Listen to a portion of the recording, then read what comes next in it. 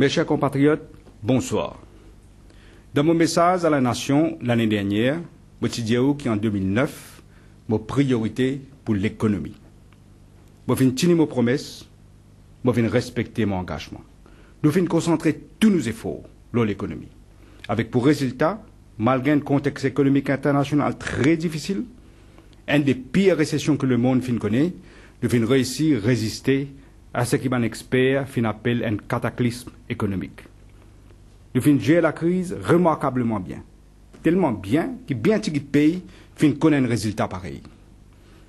À l'aube de 2010, beaucoup de pays très riches, très avancés, peuvent encore subir l'effet de la récession mondiale, inclus l'Amérique, les pays européens et l'Asie. Aujourd'hui, alors que nous faisons ce soir-là, la Grèce au bord de la faillite.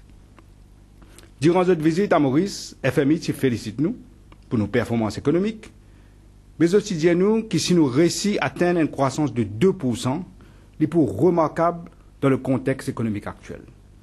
D'un chiffre pour 2009 fait sorti. Croissance pour 2009, c'est 2,8%. Plus important encore, c'est ce que nous finissons faire pour sauver l'emploi. Meilleure façon de combattre la pauvreté, c'est assurer que les gens aient un travail. Nous finissons non seulement sauver l'emploi, nos compatriotes, mais nous finissons aussi créer beaucoup plus d'emplois. Nous finissons créer 8 700 emplois au troisième trimestre de 2009. En plus, à peu près 2/3 de ces nouveaux emplois-là, c'est pour madame.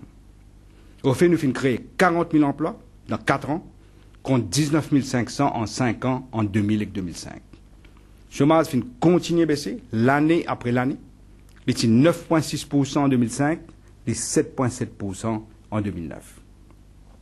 Alors que dans un pays industrialisé, le chômage continue à augmenter. Plus que 100 millions de gens perdent du travail. Nous finissons également continuer à tirer investissement. En 2005, il était 21,4% du PIB. En 2009, malgré la récession mondiale, il est 25,6% du PIB. Comme on connaît, l'investissement qui vous gagnez à aujourd'hui, c'est ça qui crée l'emploi demain. Pareil pour l'investissement étranger à Maurice, ce que nous appelons FDI. Malgré la récession mondiale, nous finissons gagner environ 10 milliards de roupies FDI en 2009. Nous finissons gagner 40 millions FDI dans 4 ans, comparé avec 1 milliard par an en 2000 et 2005.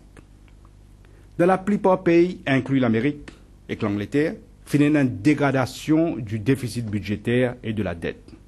Nous finissons bien gérer les deux. Déficit budgétaire, qui était presque 8% en 2005, avec un squelette qui était laissé, finit réduit à 4% en 2009. Dette, qui était plus que 70% du PIB en 2005, les finit réduit à 60% du PIB en 2009.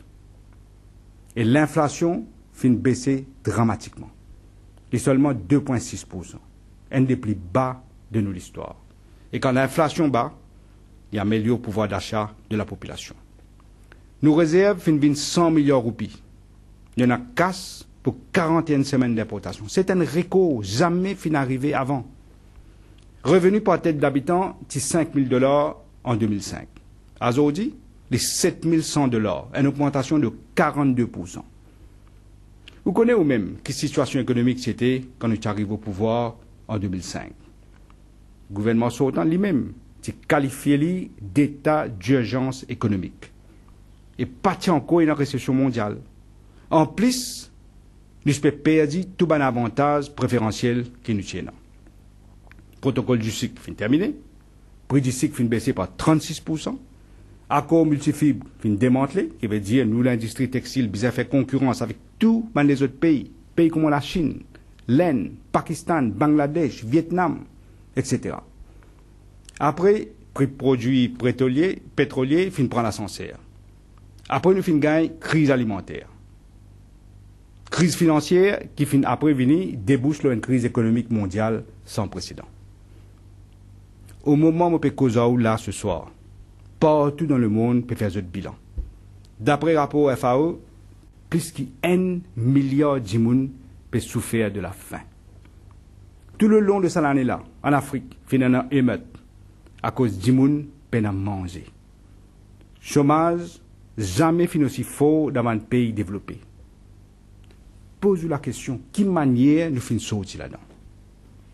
Ça n'arrive pas lui-même. C'est grâce au leadership et à une vision à long terme, grâce à une discipline de travail, grâce à une mesure courageuse que nous fin prendre, le plan politique intérieur et politique étrangère. Mon bonne action jamais pas fin dictée par une raison populiste, mais dictée par une vision à long terme. Le dernier budget, beaucoup de monde dans l'opposition, un commentateur dans le journal, qui a annoncé qu'il y a un budget électoraliste. Vous finissez trouver vous-même avec quelle discipline nous finissons préparer ce dernier budget-là. C'est qui démontrait que pour moi, l'avenir du pays il passe avant tout, avant toute considération électorale. Ce que nous finissons faire, c'est sauvegarder l'intérêt du pays et épargner les Mauriciens de ce que les autres peuvent souffrir dans l'Amérique, dans l'Europe, dans l'Asie et dans l'Afrique. Dans la politique intérieure, nous finissons continuer à moderniser et diversifier l'économie. C'est ce qui finit permettre nos pays de faire face à la crise et continuer à créer l'emploi. Nous finissons mettre en place de nouvelles facilités et ouvrir l'économie pour nous capables d'être plus compétitifs. Quand nous finissons le stimulus package, c'est avant tout pour protéger l'emploi de nos compatriotes. Si pas la nécessité de protéger l'emploi, pas pour un stimulus package. Et bien que le pays fin réussi préserve l'emploi comme nous. Et dans une période de crise économique internationale, non seulement besoin de gérer l'économie correctement, ajuster le tir quand besoin, mais aussi besoin assurer qu'ils sont plus démunis, pas venir encore plus vulnérables. Nous finissons démontrer qu'ils sont capables de combiner efficience économique avec justice sociale. Et le plan extérieur, nous finissons jouer la corde de la diplomatie économique à fond. Nous finissons consolider nos relations avec une grande puissance, et pays amis, comme l'Inde, la France, la Chine, l'Amérique, l'Angleterre. Ces pays amis-là peuvent donner tout le soutien qu'ils nous besoin pour continuer notre développement. Si vous trouvez l'Union européenne, la Banque mondiale, FMI, Mme Hillary Clinton, parmi d'autres, fait éloge nos pays, c'est parce qu'ils connaissent qu'ils efforts nous faire et comment dans l'adversité, le peuple mauricien finit soutenir l'effort national. Aujourd'hui, Maurice respectait la scène internationale. Nous finissons redonner une place forte à Maurice dans le Conseil des Nations. Je suis confiant que Maurice prend de plus en plus un rôle important à jouer et que nous pays pour venir un centre de développement dans la région. Développement économique, financier et culturel. Quand tu votes pour mon revenu Premier ministre en 2005, je dis que la démocratisation de l'économie est importante si nous voulons donner un nouveau dynamisme à nos économies. Plus il y a des gens qui participent dans l'économie, les meilleurs. Démocratisation de l'économie, ce n'est pas faire des riches venir pauvres, c'est permettre des pauvres venir riches. Je vais consacrer beaucoup de temps et l'énergie pour assurer que la création de richesse n'est pas réservée à un petit groupe de monde. Dans la réforme secteur sucre, je vais conclure l'accord que tout le monde peut sortir gagnant. Grâce à l'engagement que je prends avec vous et persévérance dans ma négociation, 35% de l'action de sa nouvelle industrie de la canne qui est profitable pour ouvrir, pour les planteurs, les laboureurs et les artisans.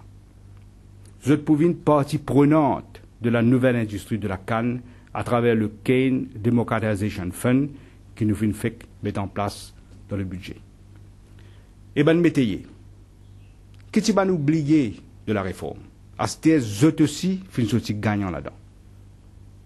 Quant à l'accord avec un producteur privé d'électricité, je suis fini d'accord le principe d'une ouverture d'actionnariat. L'équipe consultant indépendant finit étudier la question et finit faire ce rapport. Maintenant, moi espérer que le bon sens et le fair play prévaloir et que nous sommes capables de conclure l'accord rapidement, que le producteur d'électricité et la population mauricienne soient aussi gagnants.